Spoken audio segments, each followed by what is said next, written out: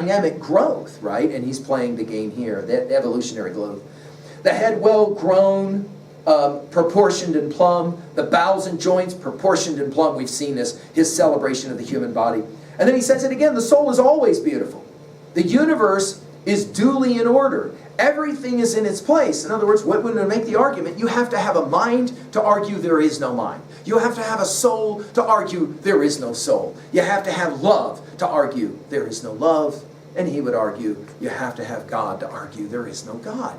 Now, how you define these terms, he'll leave to you. That's the antipodes. That's the beauty of Leaves of Grass. What has arrived in its place, and what waits shall be in its place. Now, these lines just start to sound immediately like Lao Tzu's Tao Te Ching. It's pretty remarkable. Pick up Tao Te Ching and just read those poems after reading these sets of lines, and it's amazing. And then all of a sudden, it's like amazing how he can go from that right back to this beautiful, right back to this. The twisted skull waits. The watery or rotten blood waits. The child of the glutton. Now we're back to children again. And of course the child went forth. The child of the glutton or the vinnerlee waits long. And the child of the drunkard waits long. And the drunkard himself waits long. Now you'll remember in Song of the Open Road, there's certain of these kinds of folks he doesn't necessarily want to travel with him, and yet he seems to include them nonetheless. And notice here we're playing the game. The sleepers that lived and died wait. The far advanced are to go on in their turns, and the far behind are to come on in their turns. Some would argue this is just pure evolution, Darwinian evolution in poetry.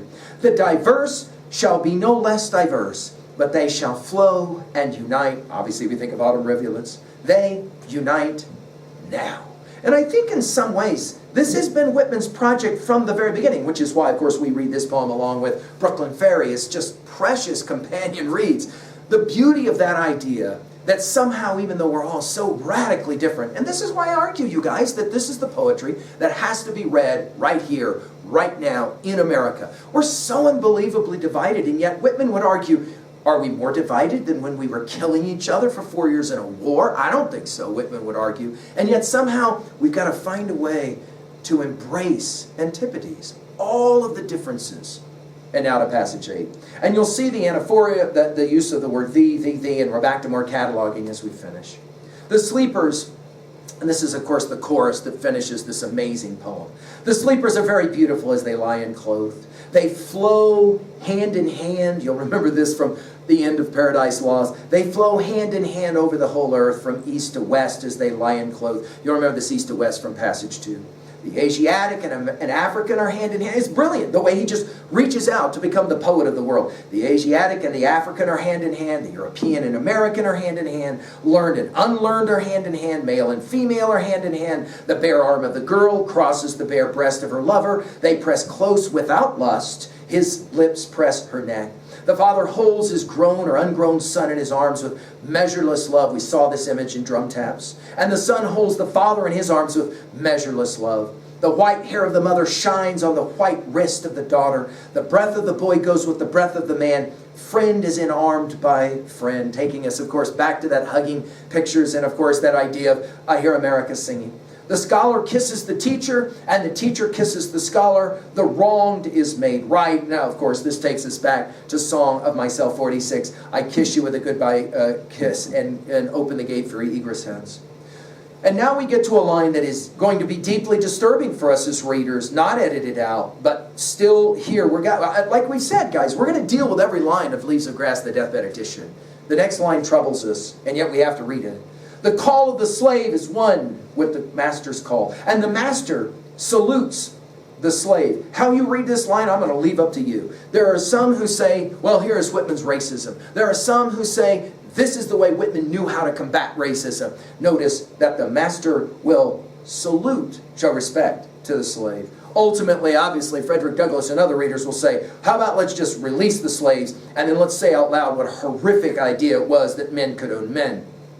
The felon steps forth from the prison. The insane becomes sane. And all of a sudden, obviously, this starts to sound idealistic.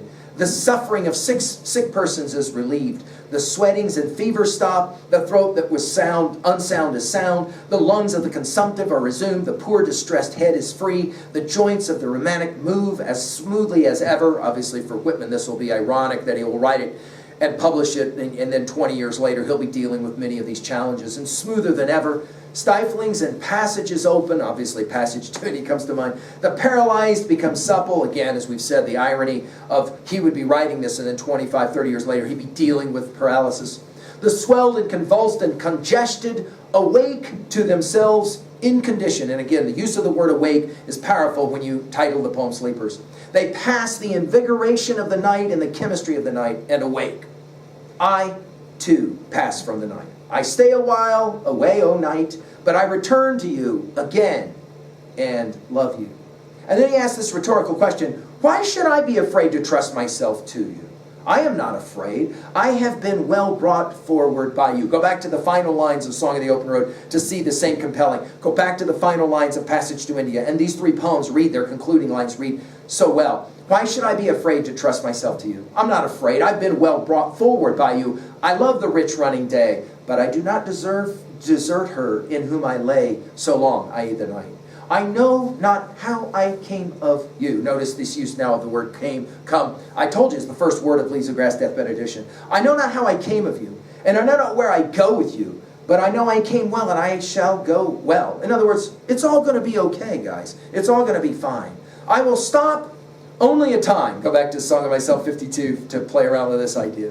With the night, and rise betimes. I will duly pass the day, O my mother, and duly return to you. Notice the language of rising and returning, cyclical antipodes. That is to say, it's all cyclical. What are we going to do with a set of lines like this? Well, I think at 2a, we're going to make the argument that the primary message here is that all great artists, all great poets, they embrace antipodes. They embrace opposites. They try and find a way for us to reason together, to speak, of course, in biblical language. That is to say, to try and figure out a way to cohabitate, to live together on this planet. It's a remarkable idea.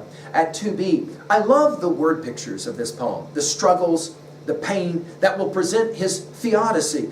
It is not that he is, again, just this blind optimist. Not at all. Anybody that claims that clearly hasn't read Leaves of Grass in its totality. And yet, out of all of that pain, out of all of that suffering, out of all of that night, always will come, it's what Shelley says at the conclusion of Ode to the West Wind. If winter come, can spring be far behind? The cyclical idea, which I think takes us to 3a. And while there are so many texts that obviously I could compare with what we've just read, the two that I'll share with you are, of course, Leaves of to read along with Leaves of Grass. I've mentioned Lao Tzu's The Tao Te Ching. I think it's a worthy read. And then Marcus Aurelius' Meditations has to come to mind, because that's the Stoic idea, right, of Epictetus making the same argument. Everything is cyclical. It all comes back. All you got to do is just study plants, study the grass, and you'll be reminded. It lives, it dies. It lives, it dies. And in its living is its dying. And in its dying is its living. That is life. Which takes us finally to 3b. And how are you going to own a poem like this? I know it's a long read. I know it was demanding for us. And yet, a simple question. How do you live with antipodes? How do you live with opposites? How do you live with people who don't share your own political views? In fact, they disgust you. Their political views disgust you. And yet, you have some sense, well, they're human. And because they're human, they deserve some modicum of respect. And to that degree, how do I do that? I think Whitman would argue, one way you can do it is to read Leaves of Grass, and then read it again, and then again. Thank you.